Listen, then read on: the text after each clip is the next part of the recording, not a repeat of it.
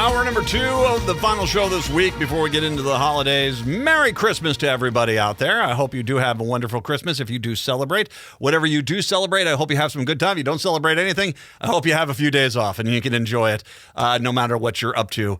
952-946-6205, 952-946-6205 from the Minnesota Flag Commission. And a great Minnesotan indeed, Anita Gaul, is kind enough to join us today and kind of give us a wrap-up on the flag thing here, as well as also an ugly side of this whole thing. But we'll get to that here in a second. Anita, how are you? I am well and good, but I want to tell you that loud groan that you hear throughout the metro area as people all over listening to their radio saying, Anita Gaul again? Didn't we just hear from this woman? But here I am. Okay, you got to remember, I'm here every day. I mean, they're already, the eye rolls and the groaning's been going on for a while. This actually, I'm glad you have time because, first of all, you're a delight. And I want to make sure, I know you are my favorite history professor in this state. I'm just going to be honest with you. But I say something here and I compliment you because if you've listened to any of the Anita Gaul interviews, you know that she ran for office. She was a major reason. A lot of these Democrats that ran, DFLers that ran out in these red districts were a major reason why we have the DFL trifecta today. She's a strong Democrat, stands by her principles. She is a teacher, which makes her awesome. You're a great Minnesotan, and considering how much I love Minnesota, that's about the highest praise I can give. You are a very good person, and you really care about your state, and that's all I think anyone can ask, and I think it's an incredibly admirable quality. So I love having you on. Thank you very much for the time. Well, you're welcome, and I guess thank you for having me again, whether or not people like it. So. Well, actually, can I say this? I know that we're going to get to some of the negative feedback you have. I want to say you guys pulled something off here. So the final flag design comes on out, and it was unexpected because, correct me if I'm wrong, the finalist was a flag that had kind of a reverse chevron on the left side, and you had 3 stripes down. It was white, blue, green, and there is a 8-sided star, and an 8-pointed star rather on the left side in the blue field. And I think a lot of people were hesitant, but that's not really what you ended up with. You got similar to that, but it was it's somewhat of a different, more simplistic design. That is true. That's true. At our meeting on Tuesday, we very quickly came to agreement on what kind of star to have. That star is significant in Minnesota history. If you walk into the Capitol, you walk straight ahead, you go under the rotunda, that is the star on the rotunda floor. So that star has a lot of meaning and significance for Minnesota. Also keeping that shape that's what some people call the K shape or the dovetail shape of the flag. That was easy. We kept it symmetrical. There had been talk about making it asymmetrical to more closely align with how the shape of our state actually is. It's a little fatter on the top than it is on the bottom. Yeah. But after a brief consideration, we all chose symmetry. Keep it that dovetail K shape.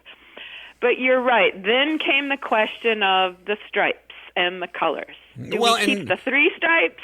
Do we keep the green? Do we go to 2 stripes, no stripes? And that was a long discussion that took the commission a while to reach. Well, and can I point in, because the last time we talked about this, the stripes were going to stay. At least that's the impression I had from talking with you. And the question was, do you move the white stripe that was on the top down? Because apparently a white stripe on the top is a no-no in flag design. That's correct. And when we came into Tuesday's meeting, we had 6 different modifications of this basic design in front of us, including the one with the 3 stripes, just moving the white to the middle. And graphic designers, a team came to us and said, here's the different ways you can do it. And they showed us all the different ways. You can go to 2 stripes. You can go 3 stripes, but do 2 shades of blue and a shade of white.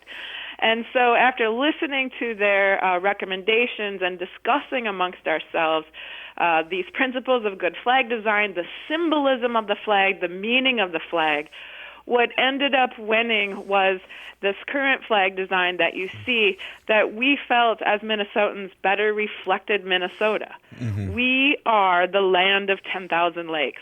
Water is what defines us. as you've been reading in the media, every state's got land, right? Yeah. I mean, every state has land. That doesn't make Minnesota unique. It doesn't make us special, right? What makes us special is that we are the land of 10,000 lakes. We are the headwaters of the Mississippi. I mean, nobody else can claim either one of those. And so this beauty of and the strength of us being a land of water, the land where the water reflects the sky, Minnesota, Makoche, that's who we are. So that's ultimately what won the day and moved the commission to choose this even more simple design of just the blue and to eliminate the stripes altogether. You know, it's interesting you say that because one of the things that you talked about from the very beginning when we first started having you on talk about this process is the idea of representation of the state and that, you know, is it, you know, do you have a lake there? If we don't have a lot of lakes, we have rivers out in the West. You know, should we have crops? Should we have land? Should we have pine trees? You know, should we have the metro area focused? You know, you want to have something that is representative to all. But what you guys did, and I'll give credit to the entire commission, what you ended up doing was finding the true image of the state by going minimalism as opposed to trying to jam. I love the seal. The seal is fantastic. It's supposed to have more design, more richness. I think you hit that out of the park. But it's almost like the opposite of the seal, a minimalism design that really just kind of comes through, and it does at the end of the day represent everybody. It does, and think about the beautiful symbolism of our flag.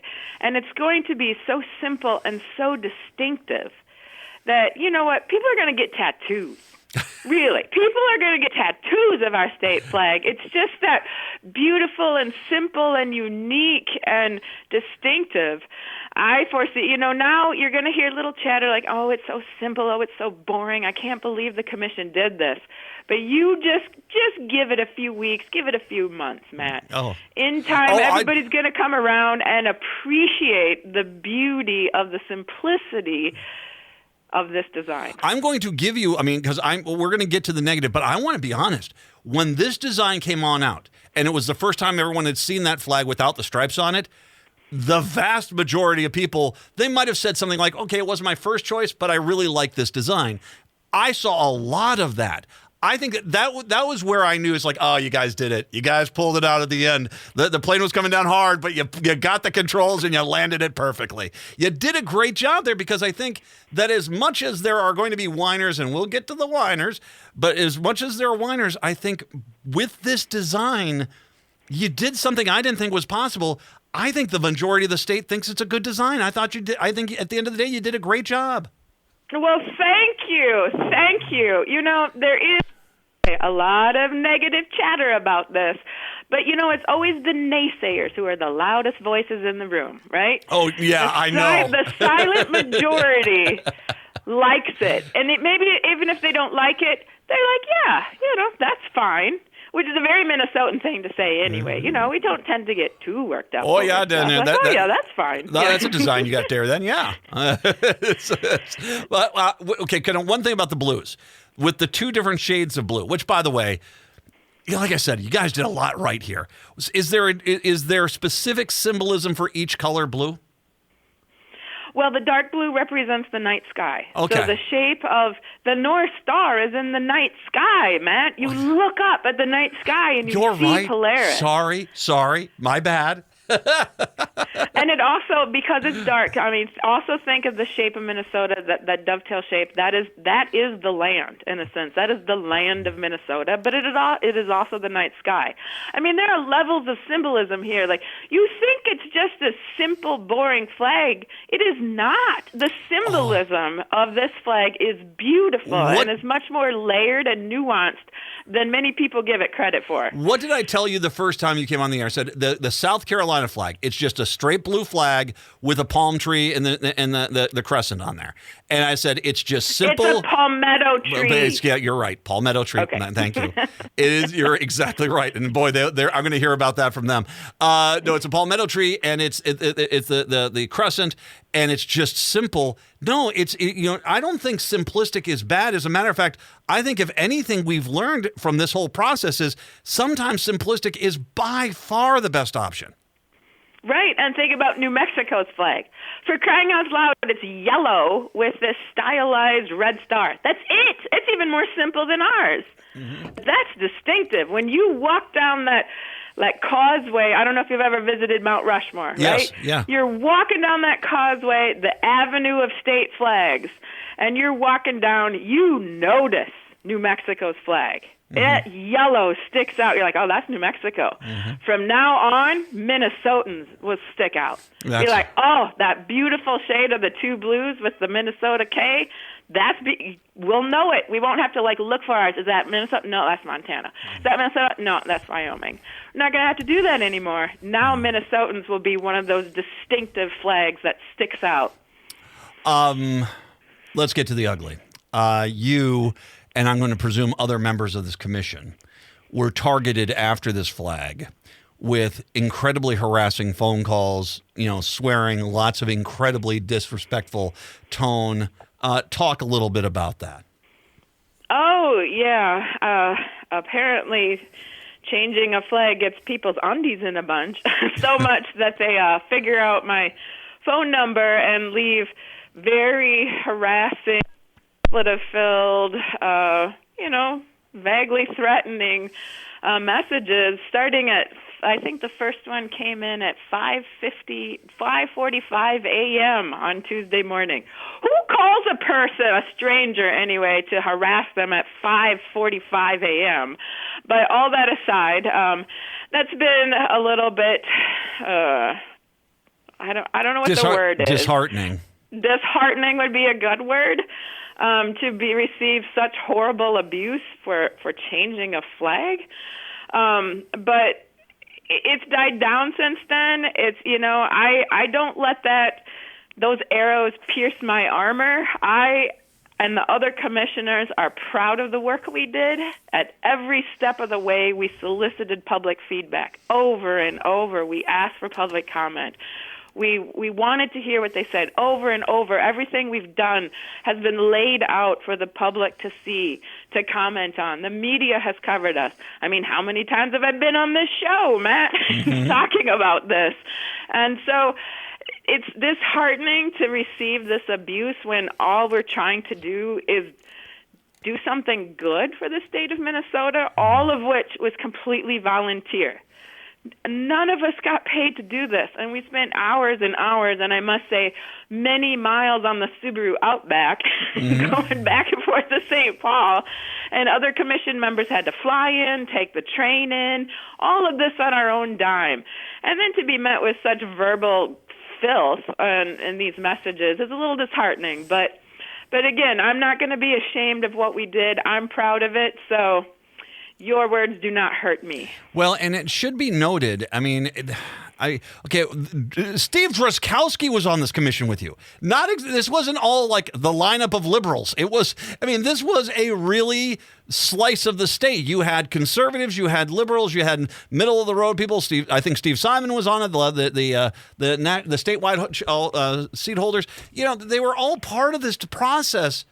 And yet, and we've talked about this. I mean, you had Mary Franson, the Republican, who's out there basically insulting their own state. You have this idiot, I think it was up in 3B, who basically tried to insist that all we're doing is pandering to Somalia by showing a flag which you guys didn't even pick, for God's sakes. And she then altered to make it look even more nefarious. I mean, I don't know why these people it's the people on the right. I don't know why they are so bothered by this. That this is, as John Reardon, the great writer for the Star Tribune, who's retired now, he said, "I wish I was not that busy. I could complain about a flag." It's just, That's what I think too. Like, you have the time to search me out and call me and leave these messages. Like, as my dad and grandpa used to say, it sounds like you got too much time on your hands. You just need to work harder. No, exactly.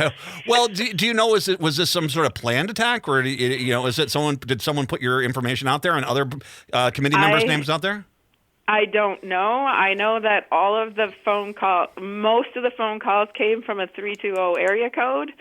But I don't know who these people are. I don't know why most of them came from the same area code. But They have tailored off, so it's not like I'm getting constant messages. Thank goodness. That would be a little wearisome. Oh, wait a second here. You do have that phone number, per se, you're saying? Yeah, I have the phone number. Okay, you and I are going to talk off the air a little bit later on, okay? I would love to get this phone number and try to make a phone call or two. I might have to do something like that. Anyway, but, I mean, it is disgusting, and that aside... oh gosh, I think I'm going to have some fun. But that aside, it is disturbing, and the reality is, I'm going to say it because no one else, they're not going to say it. I apologize for how you got treated because you guys hit it out of the park. I think once again, I told you that wasn't my design choice. I loved the Starflake one. I thought that was pretty good. But when I looked at this flag, I said, you know what? You just nailed it when you described the New Mexico flag. You're right. You see our flag, you're going to know, oh, that's Minnesota. Mm-hmm. And that's the point, to make a simple and distinctive and beautiful flag. And we accomplished it. So I'm going to say mission accomplished. All right. Nice job. And like I said, I'm sorry about what happened here. You are a fantastic person. And I think your strength and your pride in your state shines through. And when I say you're a great Minnesotan, like I said, that's about the highest praise as I can give anyone. And I'm a huge fan. Anita, I'm a huge fan, and I'm glad we're friends. And thank you very much for all the time and effort you put on this. And I think you guys did a great job. And you'll be part of that legacy for a long time to come, that you guys were there to put that flag together. I know. That's kind of exciting. We made history, Matt. And from now on, I can look up at the flagpole where those state flags are flying, and I can say, I had a part in that. I had a part in that. I helped to make things better. And in the end... That just makes me happy, despite what anyone says on their expletive-filled messages to me. So, I think I might be able to help with some payback on that, but I'll talk to you privately about that. I'll talk to you privately. Okay, we'll see, Matt. Be careful. Be nice. Oh, you want me to be nice to the trolls? Okay, sure, Bridge Troll. I'll be kind to them. Anita, please give me that. You're a nice person. You don't deserve this. I'm a horrible human being. Let me have fun. All right.